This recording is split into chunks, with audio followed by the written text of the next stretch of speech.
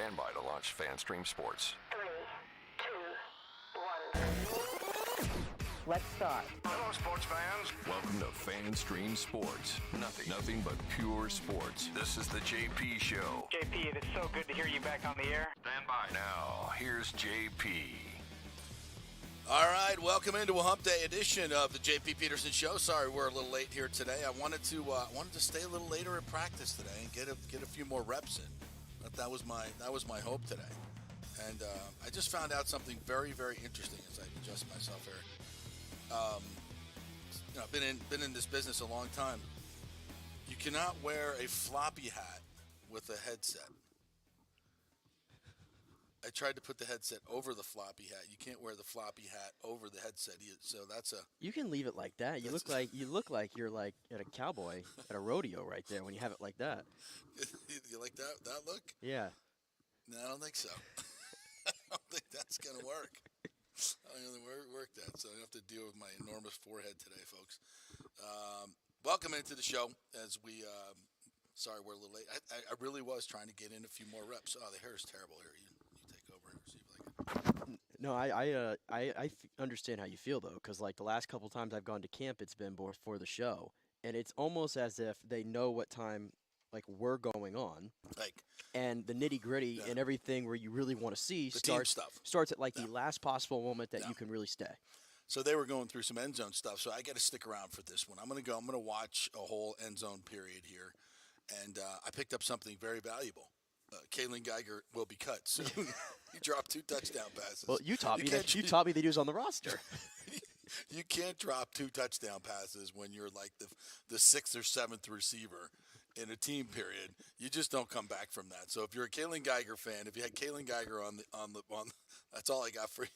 That's not all, but it's The big news really, honestly, today for me was Ryan Jensen was not out there even. They were in shorts and helmets today, and he wasn't even out there watching, as far as I could see. He may have been out there watching in the gaggle. Well, it seems like whenever you left, he came out. Oh, did he? Yeah. Okay, yeah. He because he wasn't doing any reps. He wasn't doing anything, not even in the individual drills that I saw. So we can't see the whole thing. We can't see the whole field. But all the interior linemen were there for about a half hour in the area I was looking at, and he was not even. Every day I've been out there.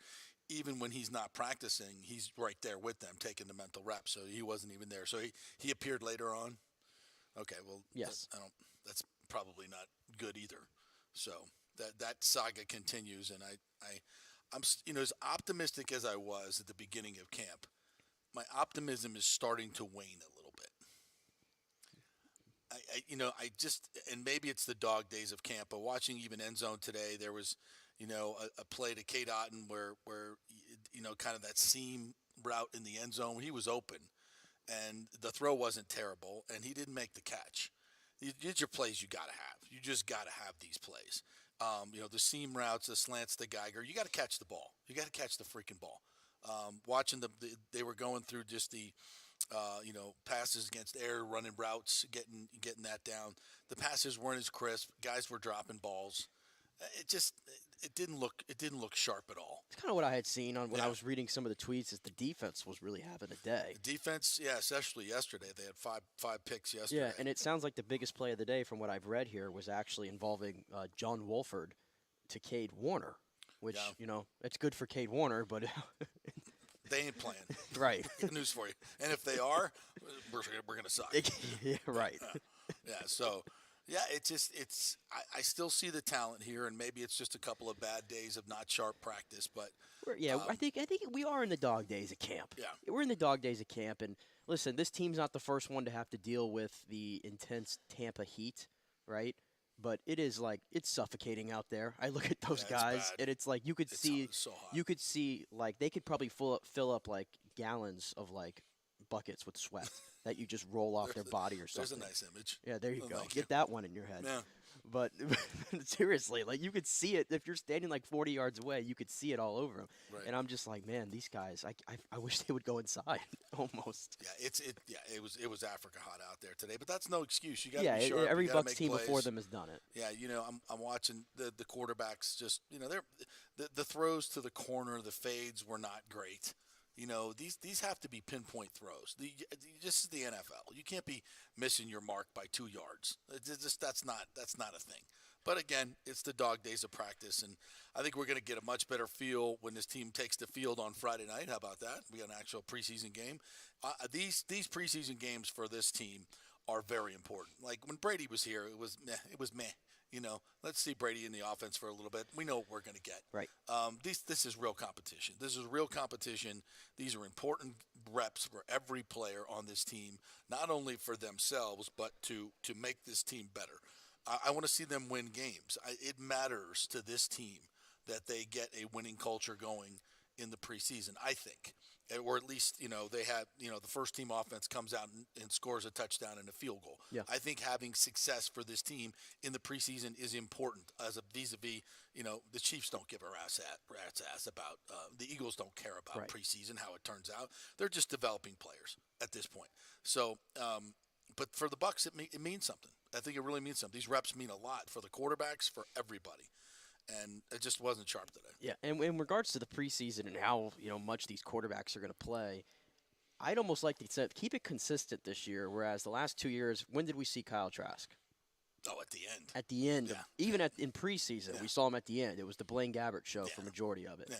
Let's keep that consistent. I don't need to see John Wolford play a lot. I want to see these two quarterbacks because it's a competition. I want to see them play a lot. That's something I see in camp, too, even when they're running first team. Like Patrick Laird's getting carries. Why? Why is he getting carries? Like Kalen Geiger gets 2 reps in the end zone. Hey, Why? I watched Why? this reminds me, I watched, have you seen the Kurt Warner movie, American Underdog, by chance? Yeah, I watched it this week. Yeah, fantastic movie. I only bring it up real quick because when he got to Packers camp, just because he was in camp, guess how many passes he threw on the day he was there? Not many. Before he got cut.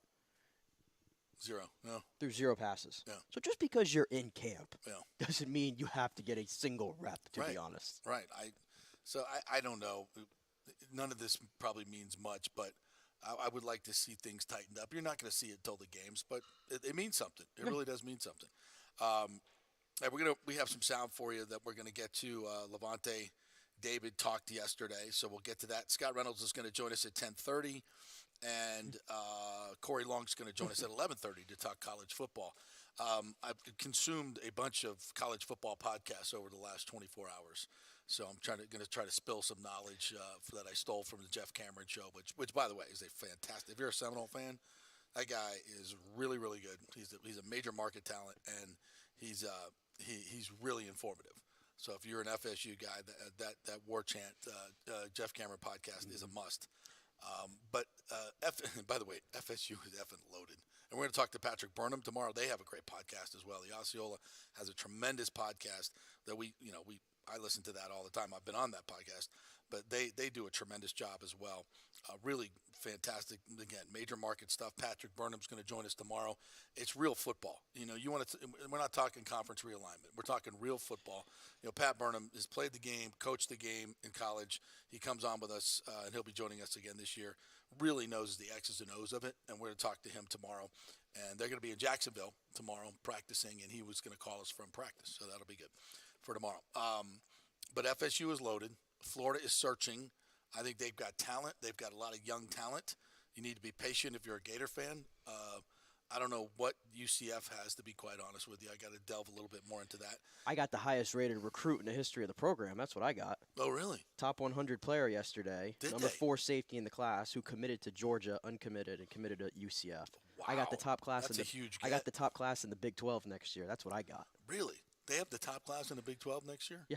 And it's a top 25 class now. Wow. That's it's a Big 4. The Gus Bus. Big 4. No, got to win a title. Got to win a real title. Sorry. Doors closed. Can I kick Miami out? Because Maybe. technically UCF has more blue chip prospects in their class next year than Miami does. Yeah, Miami is interesting. Miami is a very interesting program right now. I think they have a lot of ingredients that could really let them go. The thing they don't have is any local attention or any real momentum within their fan base. They have no fan base unless they win. They're just a bunch of front runners in Miami that show up when the Hurricanes win. And when they're not winning, they got 10,000 at Hard Rock Stadium. Well, what did I say? They're about fifth in line because I think Messi and Inter Miami has passed them. Yeah. I think they're fifth in line now in Miami. They are, and they're not going to get. And just people in Miami just aren't showing up. That's the way it is. They're like California. Yeah. And I hear all these people belly aching about the Pac-12. You fans of the Pac-12, you caused this. You're the ones that had empty stadiums for the past 10 years. You don't give a rip. Now, of course, Oregon is different. Yeah. Southern Cal, when their lean years, nobody showed up. Did you even see UCLA, same. Did you even see what they were going to do with this whole Apple deal? And it was a subscription model. And the way I understood it is if they got to 2.5 million subscribers, the revenue distributed to the teams, I think, would be like 25 million, I want to say. 27 million. 27 million, that was the number. And I'm like, 2.5, on the surface, that sounds like it should be easy. Yeah. You'd think. Yeah. But with the Pac-12, I guess you really don't know. No. And that was too much of a risk, for these other schools to take. Yeah, and it's an unproven model, too. It is. Yeah, you don't want you don't have to do proof of performance. You want to just get a lump sum from the network and let them worry about getting subscribers and selling the ads. You don't want to deal with that. But that's all college football. All right, so that's the setup for the show. We want to hit the Rays before we get to Scott because we'll do a lot of Bucs with Scott. Big comeback win last night. I was a little concerned. The offense was dead in the water. They're down 1-0, and I'm like, oh, God, here we go again. And then Yandy Diaz and, Josh Lowe, obviously, with the triple gets things going. Well, Itzhak with the home run. Itzhak. Where'd he go? Left field? Yeah, that's all. Of course he did. And so that was a huge, that was a huge start to it. And then Josh Lowe gets the triple, which, by the way, he didn't run out of the box. I wasn't okay with that. But once he got going, he gets going. He was hustling. He was hustling when he got going. around first. Didn't need to be that close. Run out of the damn box, for God's sakes. And then then they just tacked on, and the bullpen was good. You get a really nice come from behind win against the Cardinals. Well, the bullpen, Fairbanks gave up a home run in the ninth. Adam kind of danced around the eighth inning a little bit, but he found his stuff. They got it done. Give him credit. Eflin was fantastic. He was just so efficient. Every start I watch him, it just seems so easy for him. So love that. Wander is about to drive me insane yesterday, grounding into 2 momentum-stopping double plays. Crushers. Both identical. He's grounded into 17 double plays this year, which is the 3rd most in MLB. And I feel like they're the same ones. They're the little chopper to second, perfect hop for the second baseman to make, and then momentum with his speed killers. Batting from the left side, that shouldn't be a thing. Oh, it drives me nuts. But I'm gonna lay off Wander because he's been great. But the top 5 in the lineup yesterday, which I think really go back and forth, is the top 5 that they have in the lineup good enough to win a World Series. Certainly the top 5 they had last night was fantastic in every big spot. Yeah, they got it done last night. They got it done, and against the Cardinals team. Not a great team. But they're winning. They're winning games, and they're winning series. That's good. Boy, Lonnie Wilkins is up early and on fire today. He was at the Trop last night. He was at the Trop last night, and this happened a few times now. When you sit in the outfield, you cannot hear the PA or sound system. We moved to left field corner and could hear. I thought they redid the sound system in there. I wasn't aware of that. It's bad enough the fans sit on their hands all game, and then I can't hear shit. I think they did redo the sound system last year. I could have swore they did. Yeah. And thanks to the woman who closed Mr. Softy in left field in the 8th inning as I walked up, I got it at third base, and we rallied. So you're all welcome after $20 for 2 ice creams. He's like, what things cost today is just beyond ridiculous. It's just absolutely beyond ridiculous. Like you had the natural ballpark inflation that always existed, right? You're always going to pay, probably 50% to 100% more at a venue, right? Right. Now you add inflation to ballpark inflation, and it's just ridiculous. Two Mr. Softies that probably cost them 50 cents to make is going to run you out $20. I'm going to be honest, too. The last time I got the Trop, I did get Mr. Softy. Yeah. And I wasn't that impressed. And maybe it's because I saw what the lady, they had run out of vanilla Mr. Softy, so I watched her, do the process of making it real quick. Yeah. And it came together just a little too quickly for me. Yeah. And it came out of this, really Mr. Softy. It came was out, Mr. Creamy. It came out of this, bag. Yeah, that's what it is. And it was just like a milky type thing. I don't know. Yeah. It messed me up. Yeah, that's Mr. Softy. And how about the mariachi band? Who hired him? Jason Jake Adam, Diekman. Diekman hired a mariachi band to follow Yandy around. A guy goes out there and goes 4 for 4 with the game-winning hit. That has to be a 30-second promo. Like the whole day together, the mariachi band. That sounds like some Joe Madden shit. Yeah, it does. Like I could see Joe doing that back in the day when he was having absolutely. pythons running around the clubhouse and crap like that. Yeah. So the mariachi band's got to stay. It's got to stay. You guys are in for the year. So look at that. We reignited a Wander hot streak with Lil Baby, and now we got Yandy chasing a batting title and creating more separation and having the game of his life because of a mariachi band. On his birthday. 32 years old. I mean, the mariachi band has to at least make an appearance every series. The first game of every series, and they need to be out in left field. Got to be a tradition. They got to be out in left field, too, during the game.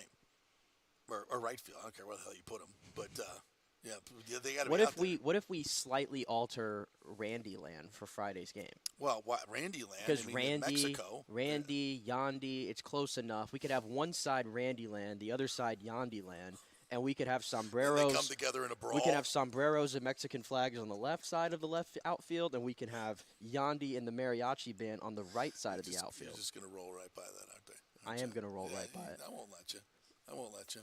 Randy Land and Yandy Land. Randy Land and Yandy Land. Yeah, we'll have a civil war. No, that's a great. It'd be fun.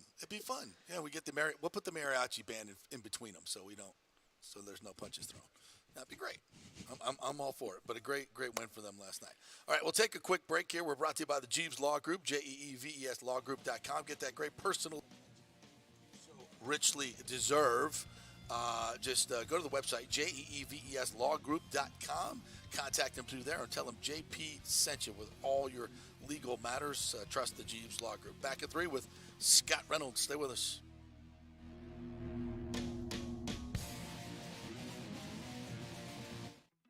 Hey guys, are you experiencing those feelings of getting older, lower sex drive, fatigue, hot flashes, moodiness, or you just don't feel like you had the vitality you once had? It's a chronic problem here in the United States. You're not just getting old, it's likely low testosterone. Studies over the last 20 years show a shocking decline in younger males aged 16 to 39. Older men have seen a sharp decline as well, so do something about it. Go see my friend Christopher Lugo at Bay Area Modern Medicine. Look, testosterone replacement is not a frivolous treatment. It takes a professional, targeted approach that focuses on total body wellness, vitality, and emotional stability, not a one-size-fits-all approach like many clinics use. They will monitor your blood work and adjust your treatment as needed for optimal results. Folks, I've been on testosterone therapy for over 6 years, and it is a life changer. You will feel and look better than you did 10 years ago. Give them a call at 844-977-3477 or go to BAMMC.com. Tell them JP sent you for priority scheduling. That's 844-977-3477 or BAMMC.com.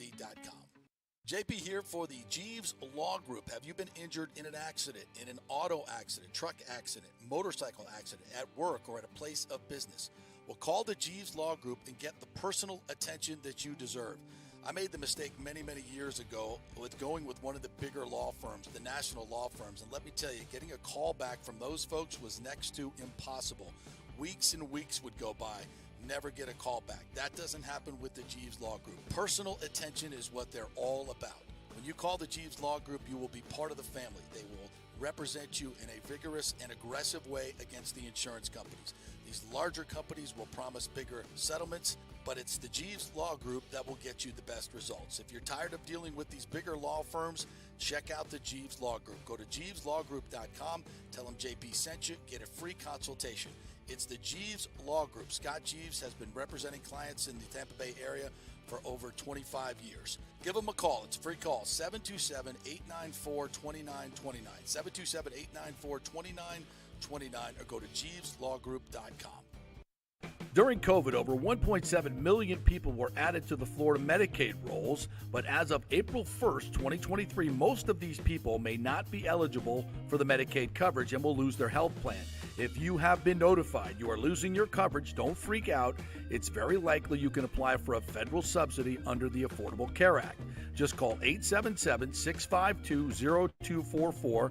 Our representatives will walk you through the whole process, get some basic information on your income, number of kids, and then they'll find a plan that best fits your needs. In fact, with the new laws, 90% of Americans qualify for reduced or free health care. You can select great plans like Florida Blue, that's my carrier, love them, paying $800 left after making the call. 877-652-0244. Our highly trained professionals know all the intricacies of the new laws. They will do all the work. You save tons of money. So if you're being dropped from Medicaid, fear not. Call 877-652-0244. Get real health insurance, free doctor visits, free blood work, no deductibles. 877-652-0244. Hey, JP here for Extravaganza Productions Incorporated, EPI. You've probably seen their purple logo at so many events that you've gone to. They are based in Tampa, and for over 33 years, they've been creating and producing conferences, meetings, and special events, the biggest to the smallest. Solid reputation of delivering the best audio-visual, sound, lighting, entertainment, video production, and decor on time and on budget. I've worked with them with so many big events. The Warrior Games, which was an Olympic-style event all over Tampa Bay, from McDill to the Convention Center to USF. They did it flawlessly, made it look big and fantastic. I've worked with them on small events as well, large and small meetings and conferences, sporting events, fundraisers. If you got a fundraiser, you don't know the logistical way to pull it off, they'll take care of everything. Entertainment events, branding events, grand openings, so much more. The folks at Extravaganza Productions are the most professional and the best. I've worked with them many times. They are fantastic. You can contact them through extravaganzaproductions.com or call 813-621-4700. Extravaganza Productions, they are awesome. Coming back at you. Now, more with JP on FanStream Sports. It's only just begun. Well, last time I saw this guy, I was dancing to see a huge cup of the Stillhouse's homemade spiced rum, and it was good. And that would be Scott Reynolds of the Pewter Report. What's up, my friend? How are you? Can you hear me? He is looking like he cannot hear us. He is totally looking like he cannot hear us. Can you hear me? The wife, wave to Scott. Let's. Can you hear us now? Can you hear me now? He cannot hear us now. He cannot hear. I will text him and tell him to jump out and jump back in. And while we wait for that, stand by. You could probably take him out of the. There you go. I hate these when this happens, and this is like absolutely random. Well, I don't even know if he even knows we're on or something. He kind of just looks like he's just standing there. Yeah. See if he gets my text message. Yeah. Let me take him out now. Try to bring him back. I don't even know. This is what happens in the streaming world now, folks. It usually works 90% of the times, but you don't even have to not have a button pushed, and it just will not for whatever reason. Maybe he's muted. He might be muted. Yeah, he just bounced out, so hopefully he comes back in here. Because I think he was muted or something there. Yeah, I saw Scott and his lovely wife Ashley at the Randy Barber get together up in football heaven in Canton. So we'll get some of his thoughts on everything that went down up there. I think he's back in here. Let's see if we got him. Can you hear us now? Yes, I can hear you now. Yeah. Isn't it weird? We didn't touch anything. I don't know if you did either, but sometimes just reboot. Yep. And it'll work. How are you, partner? Good. We deal with StreamYard, so we have similar issues. So technology is great when it works. When it doesn't, F you, StreamYard. Exactly. It literally took me 3 days to get back to normal from that part. I think I have now purged my system from the said Stillhouse Holy spice rum smokes that they make there. Yeah. Can I buy that online? I'm like, yeah. You can Yeah, I have a case coming to the house soon. I don't know if I want any more, to be honest. I left with a little souvenir from Canton here. Yes, you did. Courtesy of my sharper than it had to be nightstand edge. Yeah. As I stumbled out of bed at 3:30, still inebriated. Yeah. So. But I haven't done that in a long, long time. Yeah. So. It was fun to let it rip, Big thanks. It was to awesome. The Glazers and Rondé Barber and Claudia. They put that whole thing on. I think somebody said the Glazers footed the bill for that whole thing. I think that had to be $200-300 grand. Easy. Easy. Right? Easy. Yeah. I mean, Yeah, party. yeah. That was one hell of a party, and I had a chance to talk to Brian Glazier for a minute, which was rare.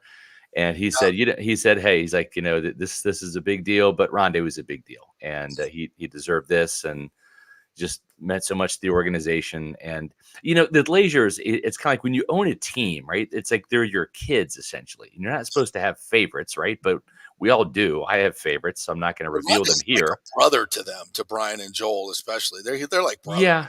But I was gonna say favorite child status. I mean, it's like he took the franchise in Philadelphia.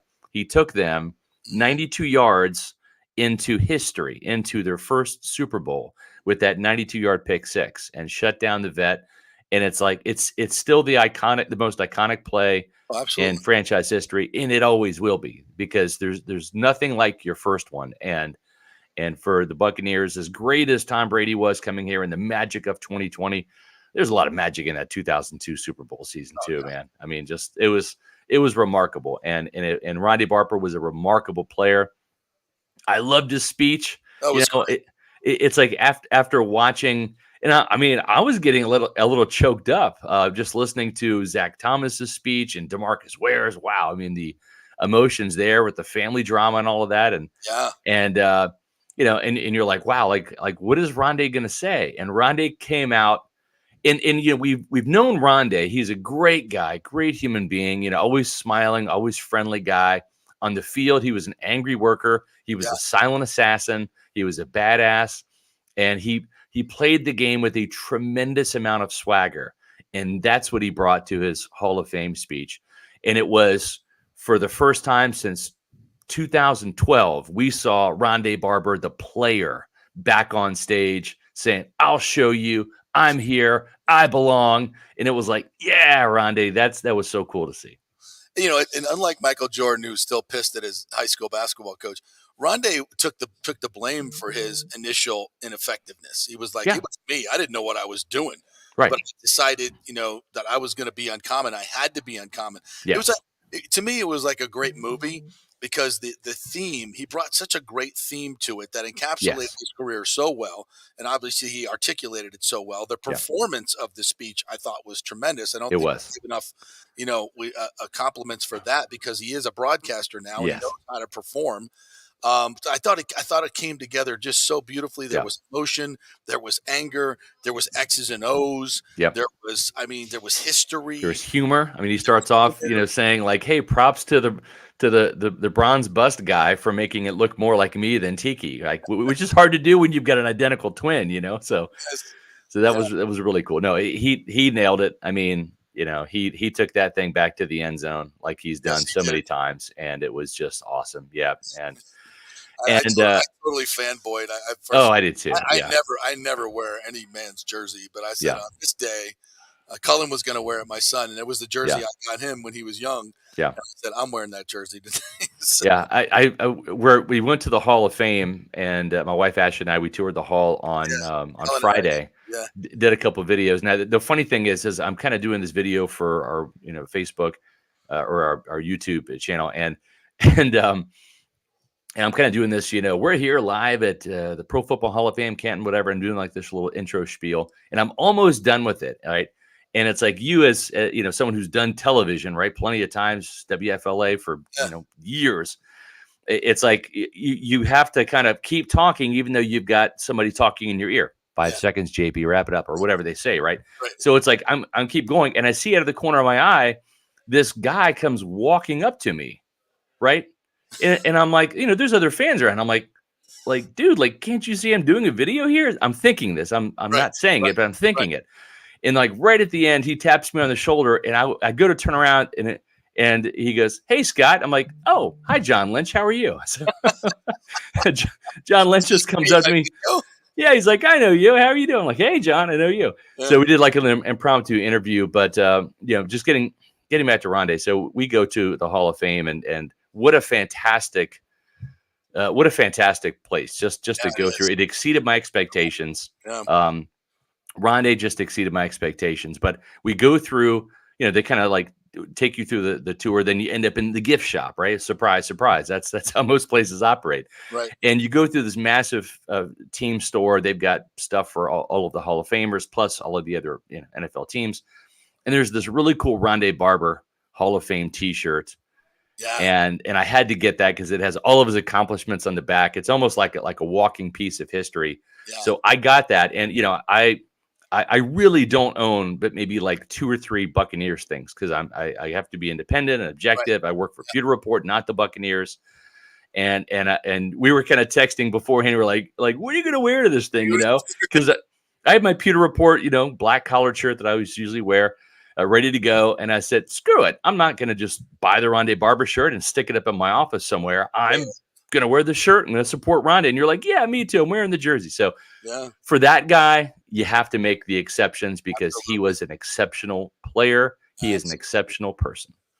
And, somebody, Sal Pal asked me this. Sal Pal, it's on ESPN. He says, of the 4 guys, the 4 Hall of Famers on the defense. Yeah. I bailed on this question because I told him I couldn't be objective. Yeah. He goes, which one can you take out and the defense wouldn't work? Like the Tampa 2 defense. Which one would it be? Sapp, Brooks, Lynch, or Rondé? And I said, you know what? I said I'm not going to pretend to be objective because I'm not. Right. But I've said I kind of look at that. If you look at that defense as like just a badass SUV. Yeah. All right. Exactly. Rondé was, I think, the computer of the badass SUV. He makes everything work because of his versatility. Right. Monty told me one time they could move him out on Calvin Johnson in the middle of it, an adjustment. Right. He could play one-on-one on Calvin Johnson, or they could move him down in the box and support the run. I mean, who can even do that? And in the line in there, I did things that others would not and could not, or could not and would not do. Yeah.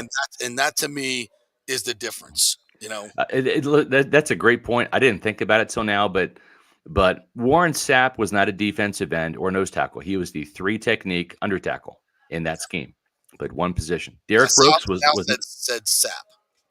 Yeah, I mean, it all starts up front. I'm a trench guy, so I put a lot of onus in that. I mean, that's where it starts, right? How many of Sapp's pressures resulted in Rondé interceptions, right? So the two go hand in hand, but Derek Brooks was not a Mike linebacker. It was Hardy Nickerson. Then it was, Shelton Quarles, right? So Derek was a weak side linebacker, one position. Yeah. John Lynch was not a free safety. He was a strong safety. He was an in the box guy. He did, they did rotate a couple times. So that's not uncommon to have for safeties that would be interchange. You have to disguise your defense, etc. Lynch, had made his share of big hits across the middle and interceptions. Yeah. But Rondé was a linebacker in nickel. He was a blitzer. He was a cover guy, especially on first and second down. Most people think of, your nickel cornerback as your third cornerback. No, when Rondé was on the field, he never left the field. Right. He was an outside guy in their 4-3 defense as an outside cornerback, just like Brian Kelly, just like Dwight Smith. Right. And then he moved inside in 3rd and long situations or obvious passing downs and played a completely different position. So he did more than any of their other Hall of Famers did and was required to do more because of that. He was the ultimate chess piece for Monty Kiffin. Yep. And I'm not saying that to diminish anything Brooks, Sapp, or Lynch did. It's just Rondé wore more hats on the field, and he wore them with style. Yeah, well done. All right, let's fast forward to this team. Yeah. And we're 2 weeks into training camp, and I think I was maybe more optimistic in the beginning of camp than I am now. I'm starting to see more flaws in this team. I don't like the right side of the line. We'll see how they grow. I hope they do. I look at this, the overall passing game. It's not sharp enough. It's just not sharp enough. Yeah. Both of these quarterbacks miss too much and receivers drop too much. Mm-hmm. But this is training camp. These are the dog days of training camps. I just don't see the execution level that maybe we should be seeing. Maybe that's because the defense is really fucking good. And I think they are. Yeah. I think this secondary has a chance to be absolutely exceptional. So it's hard to, that's kind of where I'm at right now. Where are you at? Yeah. I kind of liken it to, and I'm not saying that this is by any means going to be a Super Bowl team. So please do not, make mix my words here, but I go back to the Buccaneers in 2002, and they were a much more veteran-laden team with much more talent. Where they had more Pro Bowlers and Hall of Famers, et cetera. Although this Bucs defense does have some talent on it. Oh yeah. But you go back and you look, and the Bucs defense needed to be really, really good out of the gate, and I think that's why John Gruden, upon his arrival via trade in 2002, challenged the Bucs defense and said, hey, listen, you guys are a really good defense. I mean, don't get me wrong. We saw what you did in 1999, right? But where was the defensive touchdown in the Rams game, right? I mean, one defensive touchdown, and the Bucs were in the Super Bowl in 1999. And he said, hey, great defenses, which you're not, you're very good, but great defenses score. Yeah. And I need 9 touchdowns out of you. And he challenged that. And that really pissed off the Bucs defense from the get-go. And so the defense had to wear the Superman cape. And you go back and look at just the start of that season a little bit. The Saints game, they lost John Gruden's opener 26-20 in overtime. And then they ripped off 6 straight wins, 25-0, 26-14 against the Rams. That was Monday night. 35-7, 20-6 against the Falcons. 17-3 against the Browns, right? And then you lose 20-10 up there in Philly. We all remember that game earlier in that season. And then you beat the Panthers 12-9. So you look at what the defense did, right? After giving up 26 points to the Saints. And remember, the game-winning touchdown by the Saints came on a block punt. That's right. In overtime. But 0, 14, 7, 6, 3. Then they give up 20 to Philly, and then 9, right? So I think the Bucs defense has to wear the Superman cape out of the gate. Yeah, agreed. As this offense gels, finds continuity, finds other weapons aside from Mike and Chris. But the thing is, when Mike and Chris are on the field, this offense does click. It does put touchdowns on the board, Yeah. So we have to kind of keep that in mind.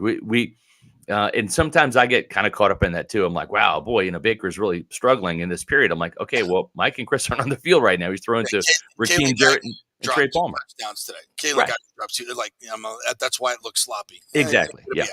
Yeah. So I agree with you. The defense has to own, because that offense is probably going to. It's a work in progress. It's going to be ugly early. Yeah, it will. Just be honest. It's going. If it's not, I'll be shocked. Yeah. And that's not a bad thing. It's the first time coordinator. Yep. Two new start. We have a lot of new stuff on the offensive line that still has to gel. There's a lot of new. There's a lot. And you know what? Who doesn't win in the NFL? My biggest concern with Rachaad White, and I'm a huge Rachaad White supporter. I think he's going to be really, really good. He's a good fit for this scheme. But if there's one critique I have for Rachaad, and he's still figuring it out, and this is going to be a different scheme with the mid zone and the wide zone scheme, where it's zone blocking as opposed to the duo stuff, the man-to-man straight ahead, hit the B gap, hit the A gap type of stuff that we've seen under Bruce Arians' offense. But Rachaad is still figuring out, when do I need to be patient and let the hole open up, and then when do I just need to hit the mash the gas, right? And sometimes he's being patient and he waits for that hole, and then the hole doesn't emerge, or it closes too quickly before he can get there, and it's a zero. Yeah, it's such a feel thing. Yeah, and it's a run for no gain or -1, right? Where if you just mash the gas, now it's 2nd and 8, and maybe you get to 3rd and 1 rather than 3rd and 4, right? If you do that. So same thing with Dave Canales. There's going to be some games, and I know that he has a commitment to run, and I'm a big proponent of the run and a balanced offense. And there's going to be some times when Todd, who wants to see this offense run the ball, there's going to be some times where they're going to have to abandon the running game, right? Where it's just not working. It's just not their day. Now they're down 10 points, and there's 2 minutes left in the third quarter, right? Mm-hmm. And it's like, guys, like, you tried it for 3 quarters and you got 24 yards on 18 carries. Yeah. It reaches a point where you just got to say, okay, we got to throw the ball. Yeah. So that, I think, is going to be one of the big tests for Dave Canales, because play calling is an art. You can bring an offense to the table and install it all you want, but knowing when to call what play is an art form. And he's never done it before. So I think that is going to be the interesting thing. There's going to be a couple times where maybe I think this team is going to stick with the run a little too long, and it's going to end up costing them. And there's going to be some growing pains and lessons learned. It's just part of the process. You can't avoid it. Agreed. And I would assume we all would agree that if Ryan Jensen's not out there, you're probably going to struggle a bit in the run, a little bit like last year. And, we haven't seen him yet in 11 on 11. I guess he came out much later today to watch, correct, I think? Yeah. But he did do one-on-one pass rush, pass protection yesterday. Yeah, right. And so that was the first time he's done that. So baby steps for Ryan Jensen. I talked to Tristan Wirfs about that after practice. I said, "Are you concerned about Jensen? Because it kind of sounds like Todd Bowles starting to get a little concerned about it, or at least voicing like, I don't know when he's going to be ready." And he said, "No." He said, he shouldn't have played in the Cowboys game, but we needed him because Hainsey was hurt, and he wanted to go out with Tom, and nothing was going to stop him. So I get that, but he wants to see Ryan Jensen come back when he's as close to 100% as possible. If he's not there yet, if it takes another month, then it does. I think, and myself included, we all kind of talk ourselves into, well, Ryan Jensen played a whole game against the Cowboys back in January, so what's taking him so long? He probably shouldn't have played in that game. He looked awful in that game. He would tell you that. Ask any Bucs coach or scout, and they'll say, yeah, that was an awful game from Ryan Jensen. Wasn't the reason they lost, but looking back, probably shouldn't have played in that game. I don't think it's set him back in any way, but it was a clear indication that he just wasn't ready. Well, I think he's a huge key to this offensive line. And if he's not ready now, a year later, and we've recognized this 100 times. Stem cells, nobody's ever done this before. So this is all new territory. There's no book on this. Right. No, this is what's going to happen next. Now, for surgeries, we've got millions of data points. For this, there's one, and it's him. Right. Nobody's this is the wild, wild west. Yep. And there's still probably discussions going on whether he should have surgery. So and the thing is, he's not 22, he's 32, right? And so, you heal differently as you get older. You're not as quick to recover, right? We saw Chris Godwin come back after an ACL, but Chris is in his mid-20s still, right? And Ryan Jensen is 32. So, I think if I had been 41, not 51, I probably would have had enough cat-like quickness or agility to not have the scar on my face right now from hitting the nightstand. But you know what? Old man falls down. So I'm a little concerned. Yeah. And me too. And we'll see. I mean, and if he doesn't play, that offense is really going to struggle early on. Yeah. And the other thing too is there's no guarantee that you coming back and being cleared to play does not mean you're going to step in and become the Pro Bowler that you used to be. Right. And that's the guy they need, the Pro Bowl Ryan Jensen, not just the schlep Ryan Jensen. I mean, they got Robert Hainsey and Nick Leverett they can just fill in.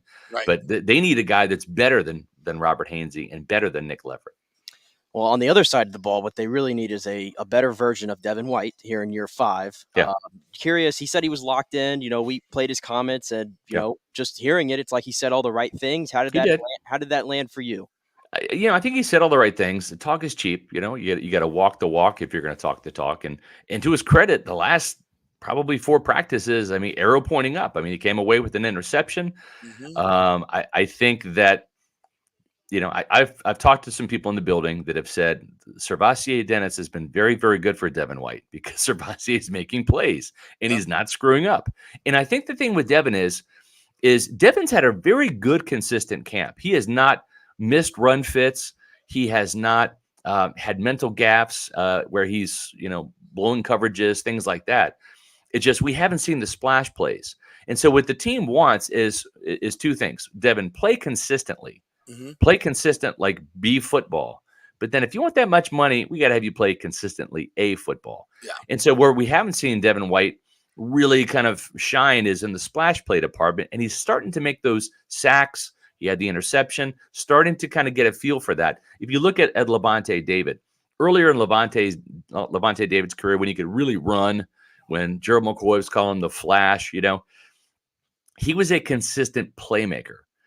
And even though he's not the playmaker he used to be, we haven't seen Levante get a pick in a couple years, and the forced fumbles are kind of down, compared to years past. He's not that splashy guy, but he's a steady Eddie, and that's good enough.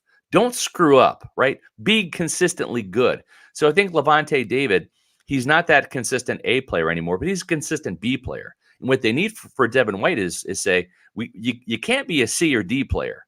You can't be A one week, C the next, D the next, B the next.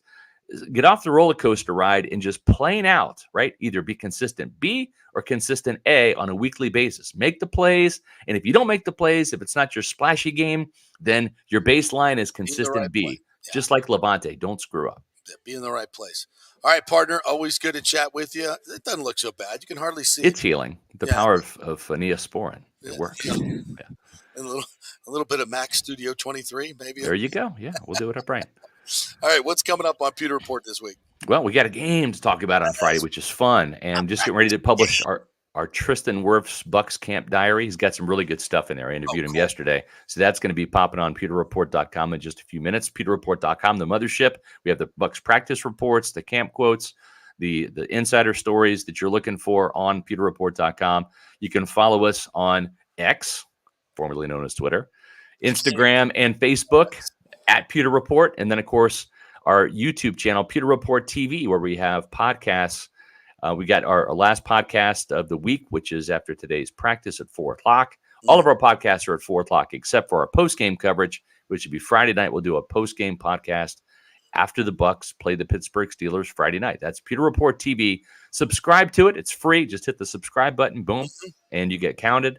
And we've got a bunch of video content up there from interviews and some practice clips, etc. So Pewter Report TV on YouTube. All right. Thanks, partner. Appreciate it. The great Scott Reynolds, pewterreport.com. All right.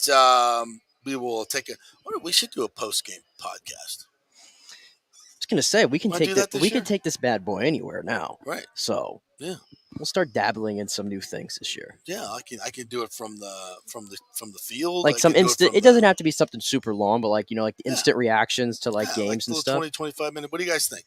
You want us to do a little post-game podcast for the whole season? We can do the whole season. We'll get I'm always down on the field doing like a recap. Right. It takes me about 20 minutes to shoot that thing. So, and we post that. So why not just post we'll do an instant reaction. If we get you a credential, you do it with me right there. If not, then you can give me the television viewpoint. I'll tell you what I found out in the locker room. We could do a post. Because, typically we're not on again till Monday. But, Sunday nights are, especially for Friday night. Yeah, the instant reactions work, and then you come the next day to the show, and then we can digest a little. Yeah. So, yeah. I like that. James says a little bit of reach comparing this 2002 to this defense in 2002. No way this D remotely close to 2002. I don't think anybody said that. You have a very interesting way of putting words in people's mouths, James. You are the king of it, no question. The defense was bad last year versus good teams. Agreed. The defense better performed or it's 5-12. I definitely agree with those last two statements. Yeah, no question about it. I do. They were bad against good teams, especially at the end of the year. They were posers. Yeah, they were posers. Their numbers look all nice and good when you compare them to the rest of the league, but we saw what they were against the good teams in this league. Against Dallas, they were just. Wow. The San Francisco game for me was the icing on the cake. Well, San Francisco was a physical beatdown. Yeah, but with Brock Purdy making his first start. Yeah, that was embarrassing. And the Dallas game was embarrassing. That was embarrassing. And by the way, I just thought of this too. The Bucs, I think they lost all the games last year they played against rookie quarterbacks, if I'm not mistaken. Yeah. And remember how we were talking about the back half of this schedule? We were optimistic because, look at all these rookie quarterbacks you get to play. And I'm like, wait a second. Yeah. This is the worst franchise in this century playing against rookie quarterbacks. And it doesn't care who the coach is, who the players are. Yeah. This team sucks against rookie quarterbacks. I don't know why. I don't know why either. That way. Bowles is a great tactician. I wonder if he changes when he plays a rookie. The year prior though, they dominated Justin Fields, overwhelmed him. Right. Yeah, it's weird. It's a week-to-week thing, man. It's a week-to-week league. It's hard to find trends in that way. But, I think this defense, what we actually said, has a chance to be really good. I think they have a chance to be really, really good if they stay healthy. We are putting a lot of expectations on them. Yes, though. we are, and yes, that's byproduct of the offense, really. And that's if first of all, Kalijah Cansey has to get back and be a factor, which this calf injury sets him back dramatically. You know who else needs to be a factor? Logan Hall. Yeah, because I haven't only been at camp few times. I have not heard anybody talking about Logan Hall, any plays he's making at practice. He might be making them, but I'm not hearing about him. But I'm hearing everything about Will Golston the last few days, who's really just wreaking havoc all over the place. The guy who's 33 years old, who just got signed, last week? Mm-hmm. I don't hear anything coming out of Logan Hall. Yeah, I saw Cody Mock get beat twice in the run game. So, by the way. There's a few guys who I need. JTS, obviously. There's a few guys who have got this year, in my opinion, to take a step forward. Yeah. Or it's not over for them, but we'll cap their potential at a certain point. Yeah, yeah. So for me, the arrow was up, and after a couple weeks of training camp, I'm kind of like a little pointing a little bit down. But we could go back. We'll see where it is. All right, quick break. When we come back, we're going to do a little raise for you. Get some sound from last night's rousing win over the Cardinals and all their fans that were there at the game yesterday. And what's going on with the Orioles is just outstanding. It's blissful. Yes, we will give you that as well. We got some college football to get to, all kinds of fun stuff. Stay with us. This is for all you guys who don't want to go to the gym and do 5,000 crunches. At Bay Area Modern Medical Center, you can get on the new True Body machine where you can reduce fat and tone up your muscle. It's like doing 54,000 crunches in just 15 minutes. Define your body as you see fit. True Body offers personalized muscle stimulation that delivers the equivalent of those 54,000 crunches in just 15 minutes. Just get in touch with them at Bay Area Modern Medical Center, BAMMC.com. Chris Lugo and the team over there will set you up on True Body and get amazing results. Non-invasive with comfortable and little to no pain and zero downtime. You can isolate and target those areas that you want to improve and treat multiple areas simultaneously. It's an amazing machine, so check it out at Bay Area Modern Medical Center, BAMMC.com. Well, Fitz the mortgage guy did it again. A listener heard his ad, was going to another big bank, but called Scott Fitzgerald at American Mortgage Services of Tampa, and Fitz saved him $618 on his monthly payment. Are you kidding me? Folks, that's big money. Rates are going up, they're going down, they're going all over the place. Scott will shop your loan and save you lender fees and get the best rates. Email him, scott@amstampa.com, or call 813-294-7595. That's Fitz the mortgage guy. Lots of stuff going on right now, and these rates are going all over the place. You need somebody knowledgeable in the market that will work hard for you and get you the best deal. That's my man, Scott. He's done 3 loans for me, done thousands of loans for local folks here, works with a lot of the coaches and players in the area. He's the guy. 813-294-7595, or go to scott@amstampa.com. Insurance coverage can be confusing and expensive. I mean, where do you start? Which companies can you count on to pay out fast and fair? Well, call the great folks at Italiano Insurance. It's a family-owned business. Jeff and Nat Italiano are carrying on the 60-year-plus tradition of giving amazing customer service and giving back to the community through their annual backpack drive for needy students and their support of the local pediatric cancer patients. But it's the customer service that sets them apart. They can shop all your insurance needs and save you big-time money. Don't hop on the internet and waste time looking at some bogus reviews. Talk to knowledgeable agents and not some voice-generated robot. These are confusing times for homeowners, and Italiano's team of experienced professionals can provide the right coverage for every situation: home, auto, business, life. It's Italiano for all the pieces of your life. Call 813-877-7799 or go to italianoinsurance.com. During COVID, over 1.7 million people were added to the Florida Medicaid rolls, but as of April 1st, 2023, most of these people may not be eligible for the Medicaid coverage and will lose their health plan. If you have been notified you are losing your coverage, don't freak out. It's very likely you can apply for a federal subsidy under the Affordable Care Act. Just call 877-652-0244. Our representatives will walk you through the whole process, get some basic information on your income, number of kids, and then they'll find a plan that best fits your needs. In fact, with the new laws, 90% of Americans qualify for reduced or free health care. You can select great plans like Florida Blue. That's my carrier. Love them. Paying $800 left after making the call. 877-652-0244. Our highly trained professionals know all the intricacies of the new laws. They will do all the work. You save tons of money. So if you're being dropped from Medicaid, fear not. Call 877-652-0244. Get real health insurance, free doctor visits, free blood work, no deductibles. 877-652-0244. Hey, JP here for Extravaganza Productions Incorporated, EPI. You've probably seen their purple logo at so many events that you've gone to. They are based in Tampa, and for over 33 years, they've been creating and producing conferences, meetings, and special events, the biggest to the smallest. Solid reputation of delivering the best audio-visual, sound, lighting, entertainment, video production, and decor on time and on budget. I've worked with them with so many big events. The Warrior Games, which was an Olympic-style event all over Tampa Bay, from McDill to the Convention Center to USF. They did it flawlessly, made it look big and fantastic. I've worked with them on small events as well, large and small meetings and conferences, sporting events, fundraisers. If you got a fundraiser, you don't know the logistical way to pull it off, they'll take care of everything. Entertainment events, branding events, grand openings, so much more. The folks at Extravaganza Productions are the most professional and the best. I've worked with them many times. They are fantastic. You can contact them through extravaganzaproductions.com or call 813-621-4700. Extravaganza Productions, they are awesome. Let's go. Right now. Back to the show with JP on FanStream Sports. All right, welcome back to the JP Peterson Show. Hope you guys are watching us on Twitter or on YouTube or on fanstreamsports.com, the jppetersonshow.com. You can also download our app, FanStream Sports, all one word, and just tap that app. You can listen to the show anytime, anywhere. We're on RHS TV. That's another app that works really, really well. So if you want to watch the show, that's really a good way to do it. Much easier than say YouTube, but that's a great place to watch it. We have many, many, many platforms, and we're glad you guys jump in and join us. So thanks so much for joining us here.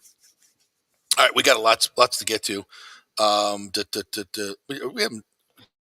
JP, who says this year's defense will hinge on if JTS finally turns the corner. God, I hope not, because I'll just be honest with you. I just don't think I just don't think he's got it. I don't know. Hope I'm wrong. He's developed his body a little bit more, but by this time we would have seen, I think, a few more flashes of brilliance, and just haven't seen much. I hope I'm wrong. You just got to get home. The story for him, he's just got to get home. Yeah. James, this is not personal. I did not personally attack you. That would be calling you an asshole. Saying that you put words in people's mouth is absolute fact, because you've done it to me about 5,000 times. It's not personal. It's just a fact. That's how you are. That's the way you play. So I'm just calling you out on that. If that's a personal attack, well, it is what it is. Stop doing it. How about that? And when he compared the defense, he compared the situation of 2002, where the defense had to be good early, and then the offense would pick it up. And that's what we're comparing, the situation. Nobody's comparing this defense to the 2000 defense, two defense that has 4 Hall of Famers and a coach on it, okay? Which is what you said we did. That's putting words in people's mouths. I don't want to go back and forth with you, but let's just call it what it is. We love you. Thanks for joining in, but we're not going to let you do that here. That's all. As Richie P says, we're never personal. We're just sitting at the barbershop shooting. Why can't everybody play nice, you know? Yeah, it's nice. We're just pointing. I'm laughing. It's nobody appreciates it. Or like yesterday. There's sometimes just don't give. Like yesterday, I didn't give energy. I tweeted something about Wander Franco just staying patient at the plate. Real simple. Yeah. And then I got a bunch of yahoos in my comments on Twitter. No, he just sucks. He ain't worth the money. He's a bum. They need to trade him. And I'm like, you see, those are you give takes like that. I'm not responding. I'm gonna just look at it. And I'm probably just going to keep on moving. Do not respond. No energy is being wasted to you. No. In fact, but anyway, speaking of the Rays. Yes, great win last night. Shane McClanahan, though, is not going to pitch in 2023. Highly unlikely, says Kevin Cash. We could just play his soundbite. And, it sucks. It sucks if you're a Rays fan. It sucks for Shane McClanahan. He probably, if he has Tommy John, he's out this year, obviously, And next probably year. most of next year, if The not entire all of year. next year, because of when it's happening now. So unless there's, but Tommy John is, they're accelerating that comeback as well. But with remember, stem cells. if this is Tommy John, this will be Tommy John number 2 for Shane McClanahan. Yeah, 2016 at USF you had it. So, yeah, and you may be coming around to my thought process here on what the Rays do with their pitchers. They're asking for max effort. They throw maybe more breaking balls than they should. I growing up we were always told don't throw more than 30% breaking balls because you'll ruin your arm. Growing up, I mean maybe that's archaic or whatever, but I also know in biomechanics what breaking balls do to your arm. It definitely puts the wear and tear on the elbow, specifically on that ulnar nerve. And I don't know. Well, I just think another they're doing thing. something wrong. There's just too many Tommy Johns in this organization. It sucks, and I went through the recent history with the Rays, and it seems like every time they have an up and coming pitcher or borderline star, just something seems to go wrong with that guy, and it goes back to Brendan McKay being a fourth overall pick. Okay, he's pushing. He might be the worst draft pick the Rays have ever had. Paul Waldorf's pretty bad. They've had a lot of bad first overall picks, but at least Tim Beckham actually eventually got here and played a little bit. I guess Josh Hamilton actually is the end-all be-all, or Matt Bush, but there's a lot of contenders. Well, Josh, was an MVP, it's just not for us. Exactly. Yeah. There's a lot of contenders now that I think about it, but he's one of the worst, okay? Yeah. And now his career has basically passed him by. I don't even know if he's even pitching right now, but he had like 2 Tommy Johns. Brent Honeywell, so much excitement there, the screwball, all that. Yeah. He's had like 2 or 3 Tommy Johns, and now he's chasing the waiver wire. I think he just got signed by the White Sox or something. Shane Baz, obviously. Drew Rasmussen, this is Tommy John number 3. Jeffrey Springs, a Tommy John. He had arm injuries before that, I believe. Eflin's had knee things in the past. Savali's been on the IL 5 times in the last 2 years. Now McClanahan's about to have his second Tommy John potentially. I didn't even mention Glasnow. Glasnow gets a shot. Hopefully we'll be back. The list it's insane. And I don't know if the theories fit or anything. If you go back and look at it, it seems like the Rays have taken their chances on maybe some pitchers who have had injuries in the past. Mm-hmm. And should we be all that surprised that eventually injuries, right? they run out, that whole thing runs away? Because the rotation that they have on the injured list is probably a top 3 rotation in baseball. It is. And even to the point with the 3 guys that are left, I'm still saying to myself, wow, that's probably still a top 7 rotation in baseball on the back of the 2 guys. But my concern at this point is how much longer can you continue to Band-Aid this? How much longer can you get away with it? And how much more stress is it going to put on the offense now? Like I said the other day, you can't argue with the results. You can't, over the last 5 years, as many of the Tommy Johns as they had, but the overall results of their pitching numbers are through the roof. They're the best of the best. I think over the last 5 years, they probably have the best ERA in baseball. It probably goes even longer than that, to be honest. Yeah, so it is what it is as long as they can keep getting results. But here's the problem: you want to win a World Series at the end of the year. All your bullpen's burned out. Typically, what I've seen from this team, covering them from the inception when they've been competitive in the last 10 to 15 years, when they get to